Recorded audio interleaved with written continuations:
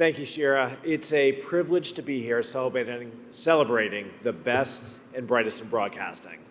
I've never been prouder to be a part of this industry. The media landscape may be ever shifting, but the core of what we do remains constant, serving our communities. This year, an election year, that mission takes center stage. We are the fact checkers and trusted sources that cut through the noise and deliver the news with integrity.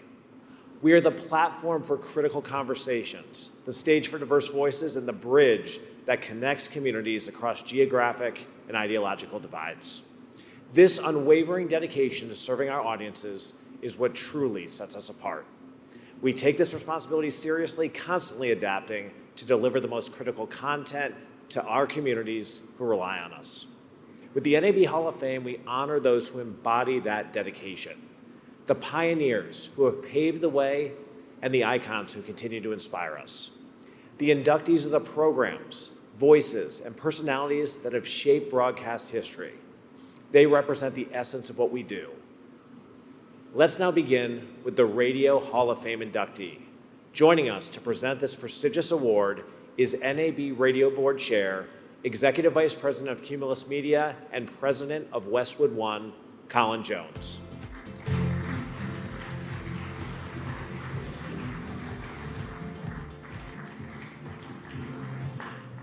Thank you, Curtis.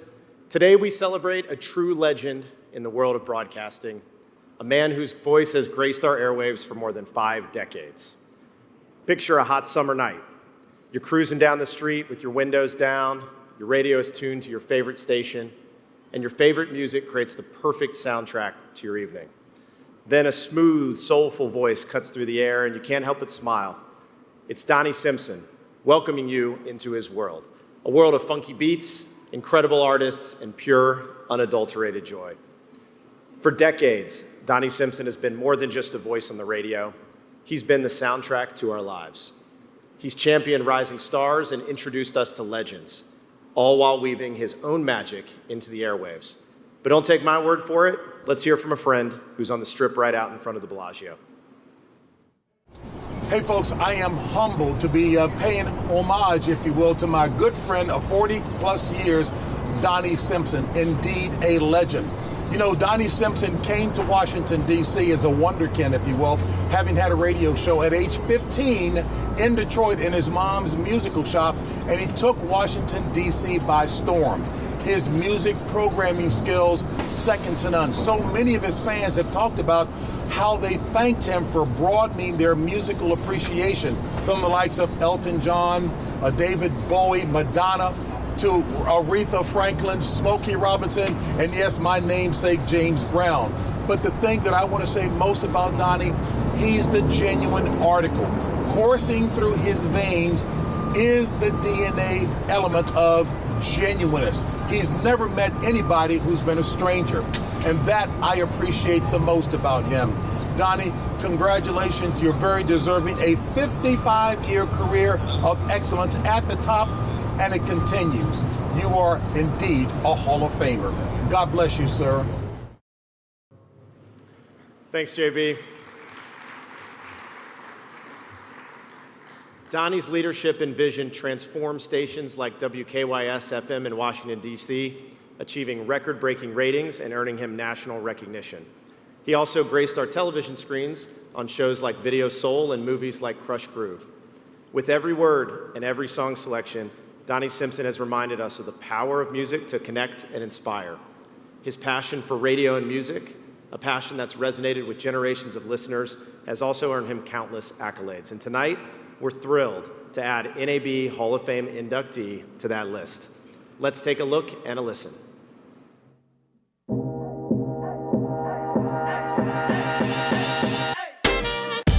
The Donnie Simpson Show in its various time slots and incarnations has always been unique because of Donnie. He loves being on the air. It's not a job, it's a huge part of his life. Sharing stories and experiences with his friends and neighbors is a true joy for him. Yeah, I told you we had a special guest. I gotta tell you, ain't no party like a Donnie. Party cause it's Donnie, party don't stop. Say yeah, ain't no party like a Donnie. Party cause a Donnie, party don't stop. Say what? Ain't no party like a Donnie, party cause a Donnie, party don't stop. My man. Donnie set himself apart from others on the radio from his very start in Detroit as a teenager. He established himself as a personality by simply being comfortable enough to share his personality on the air. From music to politics, pop culture, sports, he states the facts, he gives honest and well-researched opinions, and he has that infectious laugh.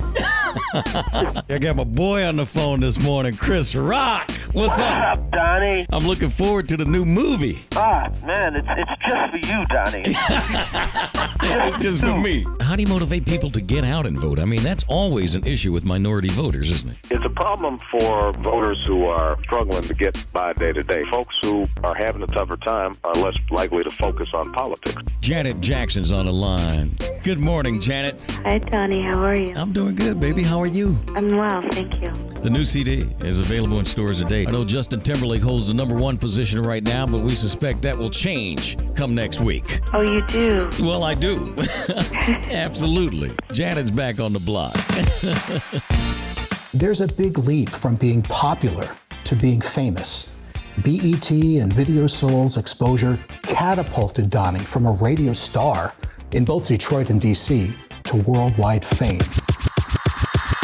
How you doing? Welcome to Video Soul. I'm Donnie Simpson. You like that new move? Been working on that. I got it now. I'm doing the rope-a-dope. First of all, I have to tell you, I'm really pretty nervous about doing this interview because I've seen so many pictures of you. And you're just so gorgeous. And I wanted to be cool when I did this. That's why I wore this little tan. I was supposed to turn my collar. I need some help trying to be cool. I don't know about that, though, am I? Is this better? You look great. You thought you were going to get married early this year. Yeah, but who knew all of this stuff was going to happen? I certainly didn't know.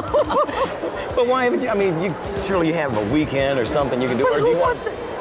This is a man talking about getting married on the weekend. He's known as the Blueprint, and so many up-and-coming professionals, both on the mic and behind the scenes, have used his story, success, and work ethic as an example of how you should perform, how you should treat coworkers and fans, and also how to win by example. There's no one in modern broadcasting more worthy of being in the Hall of Fame.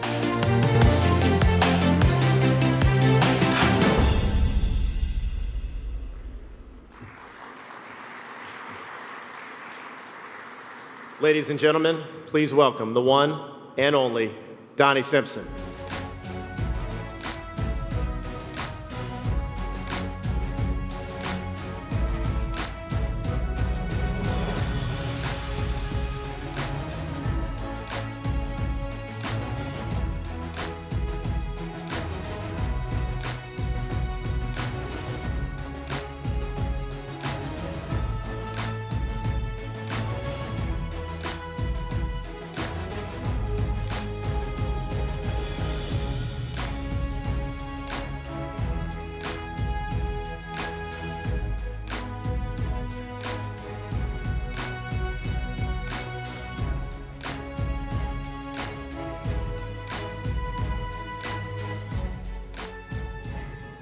Wow.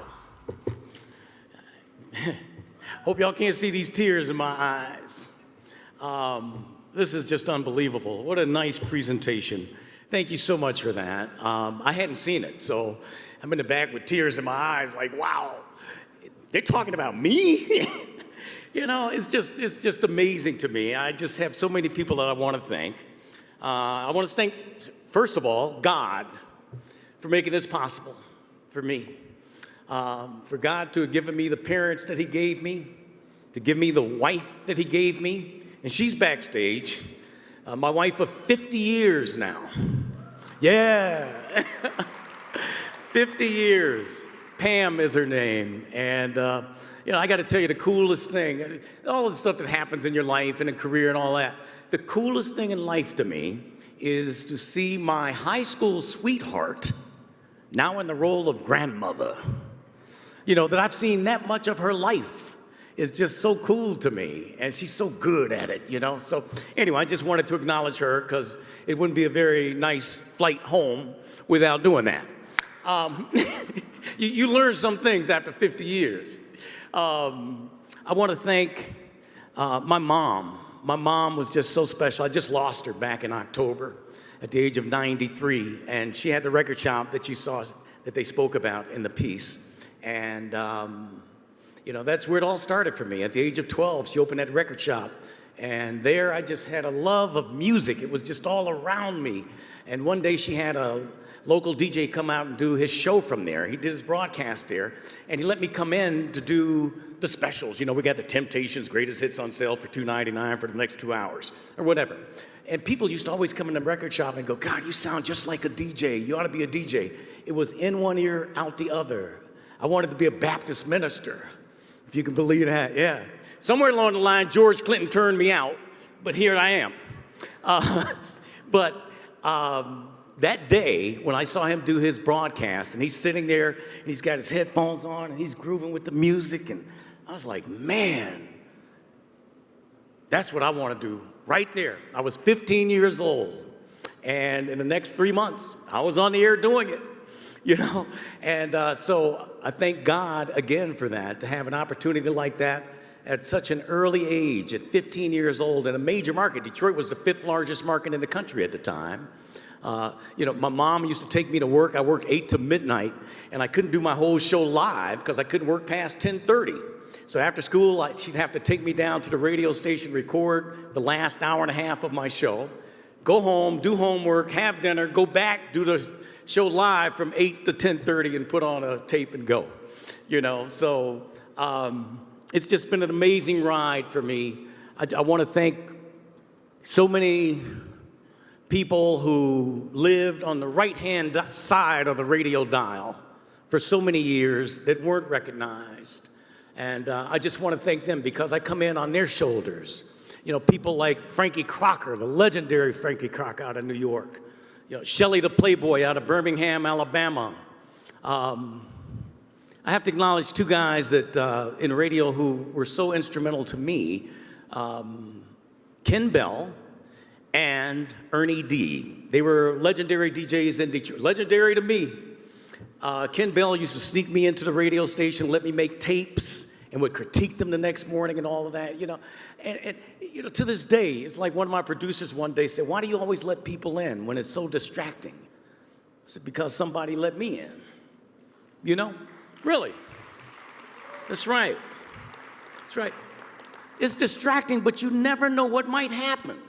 Look what happened because he let me into that station. Here I am with this in the NAB Hall of Fame. I can't tell you how mind-blowing this is for me. I'm going to say this and then I'm going to shut up. I was telling someone the other day, I was talking with a friend, and I was telling him how, I never read newspaper articles on me and stuff. I just, for 40 years, I haven't read anything because I was always afraid that I would believe it, and I just didn't want to trip, And I got to tell you, this one is pretty hard to ignore. It really is. This is really something. When I first got this call saying that I was going to be inducted, all I could think was that, so it was like that? It's unbelievable. I thank you so much.